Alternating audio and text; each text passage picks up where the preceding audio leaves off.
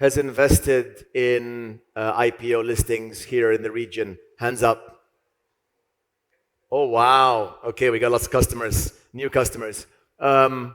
Okay, second question. Who is going to invest in the IPO of Talabat tomorrow? Wow. Okay, hands up. Come on, don't be shy, everyone. Okay, all right. So this is about the road to IPO for Kitopi. Maybe I'll start by giving you all just a page out of my history with Mo. So I meet Mo at an Endeavor event, and at the event, I was starstruck. Immediately saw special qualities in him and his brother Bilal. They were running a business called BMB, which was basically making sweets and chocolates for big brands like Pachi, if you know Pachi. I worked with him closely. I was an Endeavor mentor. He was an Endeavor company. I had the privilege of spending time with him in the trenches in his previous business. He then exited that business. We stayed very close. And one day he calls me up and says, "Where are you?" I said, "I'm in the office." He said, "I've got pizza. I'm bringing pizza. I want to have lunch with you. I've got to run this idea by you." I said, "Awesome. Come over." Half an hour later, he was in the room. He was in the office, and he said, "Listen to this. Are you all ready for this?" He said, "I am going to save the F&B industry." And I was like, "Huh? How and why?" And he says, "Well, first of all, the old landlord, the physical landlord, is at 10% cost of sales. The new landlord, which is the digital landlord, we just talked about Talabat a second ago, is taking 30%, probably even more, of sales. F&B outlets are going to have to do more online as they grow in this digital world, and they're going to need efficient ways of growing their business. I am going to start a cloud kitchen company that is going to put 10 brands in every cloud kitchen and help these brands become a hell of a lot more efficient." I was like, wow, okay, let me get my head around that. So, with that backdrop, Mo, can you tell the audience, first of all, your sort of first chapter of being a cloud kitchen operator, and then how you've basically transitioned into being a tech-enabled F&B platform, and why? So, 2018, after coming to Danny, and he rejected me a few times before he finally said yes. That's not true, by the way. The problem we were trying to solve was that to the restaurants. You were a B2B solution provider, and the goal was, how do we power the on-demand food economy?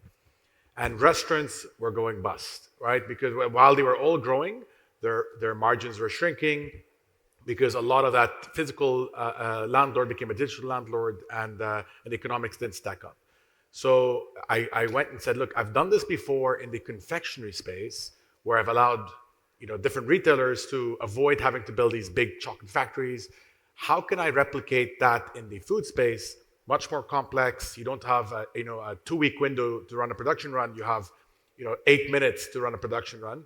But I think I know how to do it, and I have a great team joining me on this.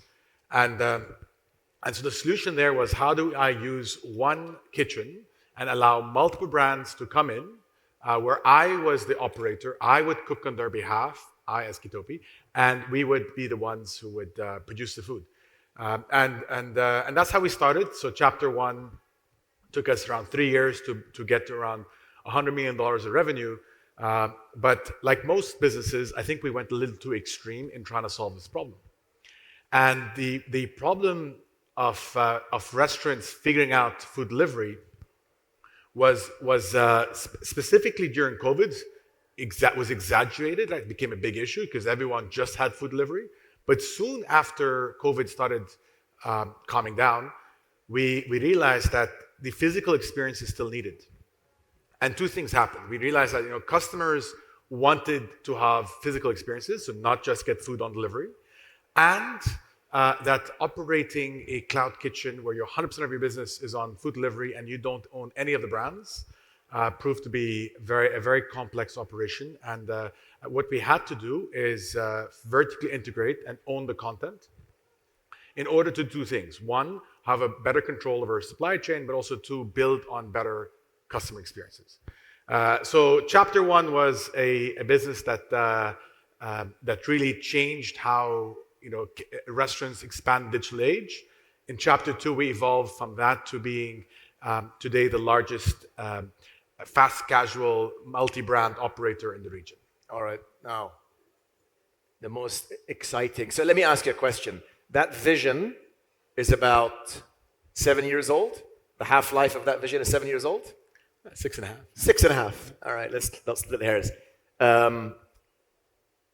What's next? What are you today, more specifically, and how do you envisage this playing out going forward? So one thing we realized when we got into our chapter two, which is the multi-brand omni-channel operation, was we went from being delivery only to having a physical experience or a series of different brands with physical experiences.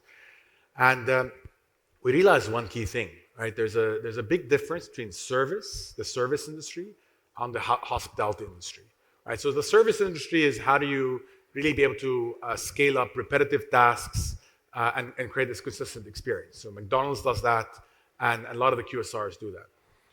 But if you want to go and build something in the hospitality space where you're able to really give something beyond a consistent service, but build on these emotional experiences, there's very little out there. There's not a single company we know of globally that's been able to solve that problem.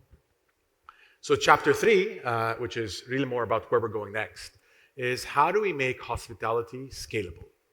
And that's something that no one has been able to do globally, and because it's just reliant on people.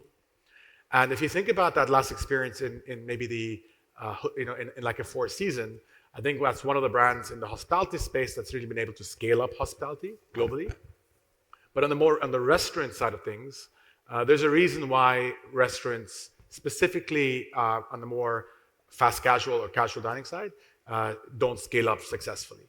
And that's because the complexity of scaling up hospitality, when it revolves so much around people, and we're in an industry which has one of the highest attrition in the world.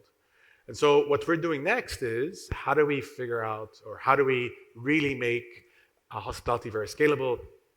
And this is what we've proven in the last year to be able to really do successfully. Can you maybe just share with the audience the customer journey of what that actually looks like? Because I think I understand it, but they probably don't. So if you think about the standard experience you would have going to any one of the brands in the fast casual space today, you'd go out as a customer. If you're going on an offline experience, on a physical experience, you go out, order the cashier, they don't know who you are, order the table, they don't know who you are, you'd order, and then you hopefully will get a good experience, consistent experience no matter where you go. Or if you go online, you're most probably going to one of these platforms. They also don't know the restaurant doesn't know who you are, and you're also hopefully getting a good experience.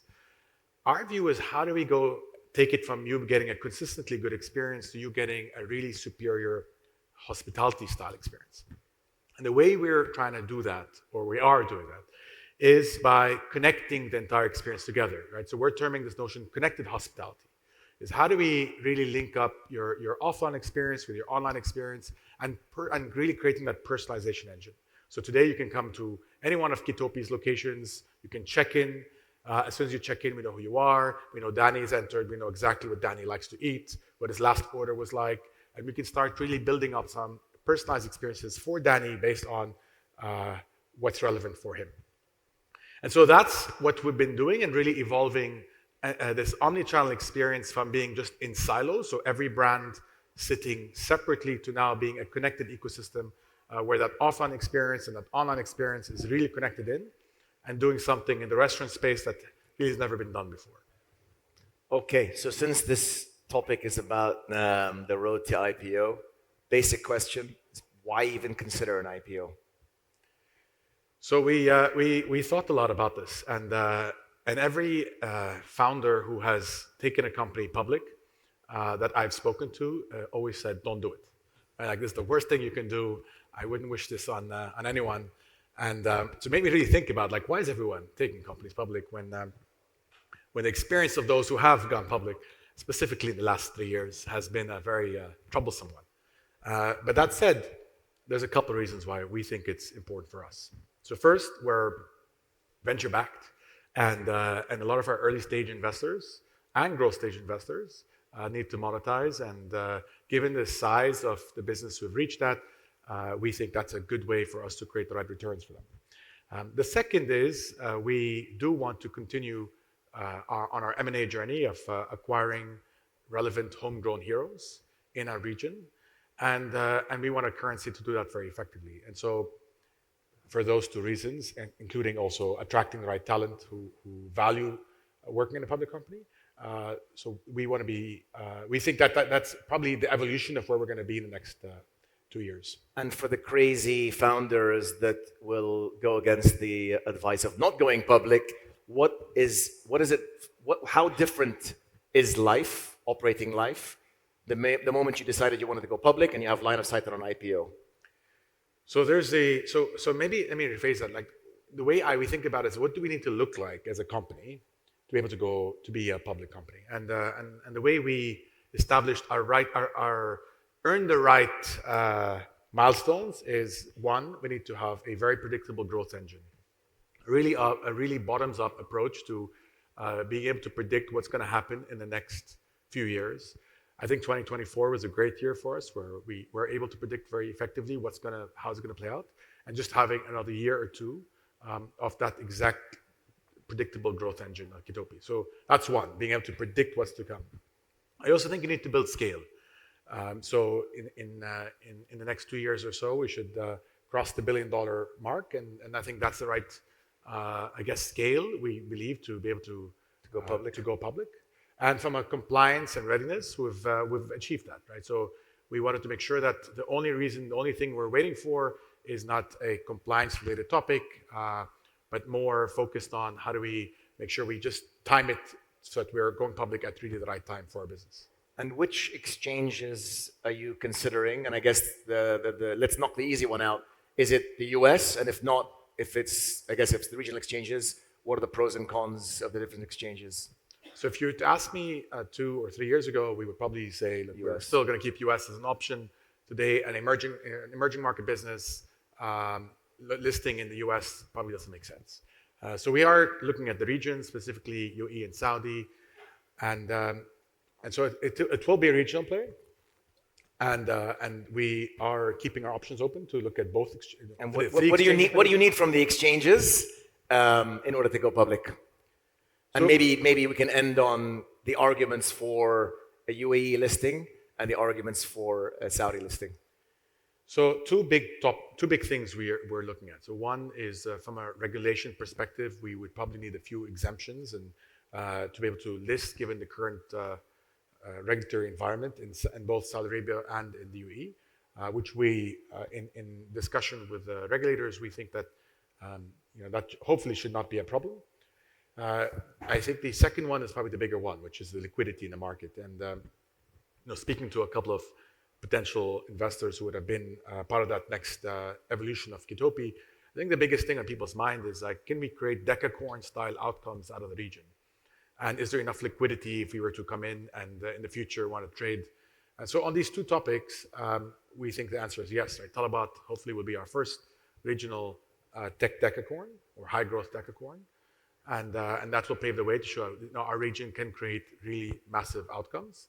And the second one, from a liquidity perspective, we think that there's a lot more liquidity now than ever before, and hopefully in the next few years we should see substantially more liquidity.